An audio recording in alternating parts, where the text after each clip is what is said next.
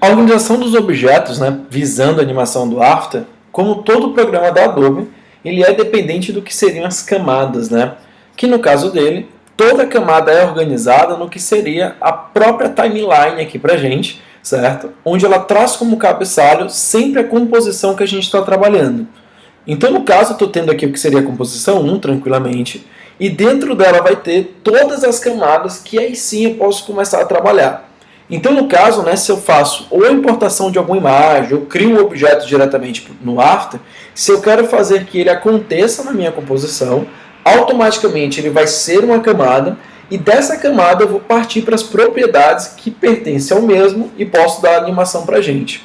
Então, se por exemplo, né, eu venho aqui e pego qualquer um dos objetos de forma simples, né, tem aqui todos os objetos de base vetorial, não dizendo que seja vetor, mas de base vetorial, como o texto, por exemplo, ou a Rectangle Tool, ou qualquer tipo de vetor. Então, selecionando ele aqui agora, você percebe, né, que ao clicar e arrastar, eu tenho o preenchimento do objeto aqui criado, né, tem a criação desse objeto aqui criado, e automaticamente ele tem a sua layer aqui também, para a gente começar a trabalhar. Então, essa layer, né, no caso do After Effects, ela vai ter as propriedades próprias do ambiente, certo? Da ambientação, e vai ter as propriedades voltadas para o próprio elemento. Isso é a primeira propriedade que a gente precisa começar a entender. Por quê?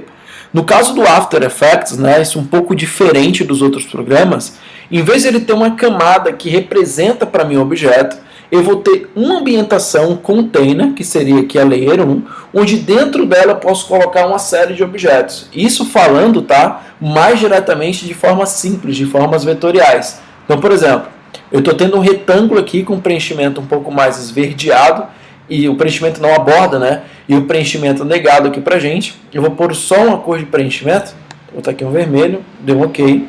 Você vê aqui, ó, com a ferramenta de seleção, eu já tenho aqui o objeto criado tranquilamente. A borda, ela traz a sua espessura aqui, ó, tranquilo. E eu já tenho esse objeto criado.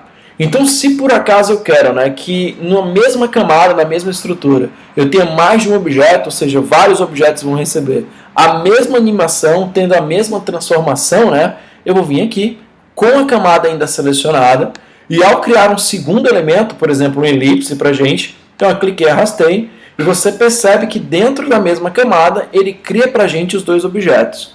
Então, no caso do After Effects, eu gosto sempre de massificar isso com a galera.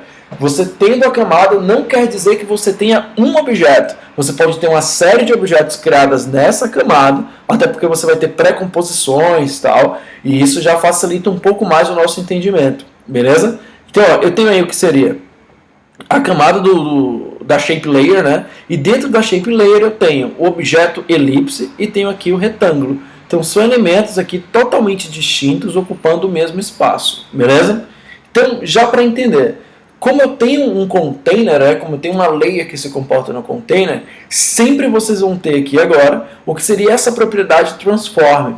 Então, toda vez que eu encontro essa propriedade transform, ele deixa claro para mim que eu tenho uma camada, certo? E essa camada, ela vai ter transformações básicas aqui, ó, desde a posição do ponto âncora até a opacidade. Então, tem aqui o anchor point, position, scale, rotation e opacity, né, que seria a simulação de transparência do objeto. Então, se por acaso eu venho aqui, eu quero mudar a posição do objeto, a rotação, algo parecido. O que eu estou mudando aqui, ó, é a da ambientação, é do container onde os dois objetos estão. Se por acaso eu quero tratar dos objetos em forma separada, eu vou exatamente nele, que eu vou estar mostrando para vocês, ó, dentro do que seriam as propriedades de path, por exemplo, de cada elemento. E aí sim eu consigo trabalhar em cima disso, né? Eu consigo ter as propriedades dele evidente, sem ter tanto problema, beleza? Então, ó, o Transform Ellipse, eu tenho aqui todas as propriedades, ó lá, o Position e tal, tranquilo, para eu começar a trabalhar, beleza? Então, igual a todo programa, se eu tenho uma camada criada e por acaso eu crio uma segunda, né? Então, sem a camada estar selecionada, se eu tiro a seleção dela aqui e crio um terceiro elemento, né?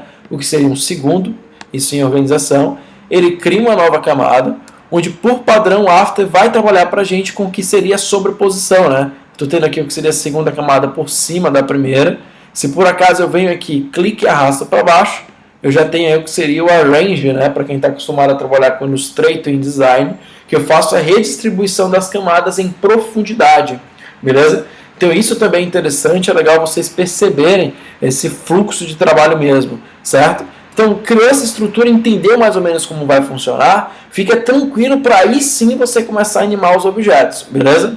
E lembrando, igual a todo programa de animação mesmo, principalmente da Adobe, mas a grande maioria segue essa mesma linha de raciocínio, se você quer animar determinado objeto, ou você clica na camada e vai nas propriedades que eu quero realmente fazer a modificação, se a gente vai estar trabalhando no decorrer das aulas, ou eu posso muito bem clicar no elemento e ele já deixa claro para mim a camada aqui embaixo que eu quero trabalhar, beleza? Uma situação já adiantando, né? Além dessa estrutura, eu clico no objeto, tenho as propriedades dele, é que toda camada ela tem o seu tempo de vida, beleza? Onde cada camada vai ter essa propriedade, essa característica, representada por essa barrinha colorida aqui do lado, essa barrinha azul aqui pra gente, onde dependendo, ó, você vê quando chega na extremidade, o nosso cursor ele ganha esse delimitador aí agora, onde dependendo do meu interesse eu posso delimitar, certo? Aonde, né? Ou até aonde essa camada pode acontecer ou não. Ó, sumiu pra gente no que eu corro aqui a agulha, né? Que eu corro a CTI aqui pra gente. Ou até mesmo falar que ela vai acontecer um pouco depois, ó. Então, ó, foi correndo, tal, apareceu e assim por diante. Então eu já consigo trabalhar com essa distribuição de elementos, né? Não só em camadas, mas também o seu tempo de vida em relação à nossa composição. Isso daqui é legal, tá, gente? Já visando, é muito simples, mas isso é legal para vocês entenderem o que seria esse fluxo de trabalho no After. O After é um programa fácil, mas devido até a sua quantidade de palhetas de opções, é interessante que a gente sempre entenda como é que vai funcionar esse trabalho aí. Beleza? Então, muito tranquilo, não tem dificuldade mesmo. Vai de acordo com a observação do usuário e a necessidade que ele vai ter dentro do software, certo? Então, tá aí, né? Falando um pouco de organização de elementos. Próxima aula eu já mostro para vocês uma animação simples, já começando a animar os objetos, para a gente ter um controle bem tranquilo, beleza? Então, até a próxima!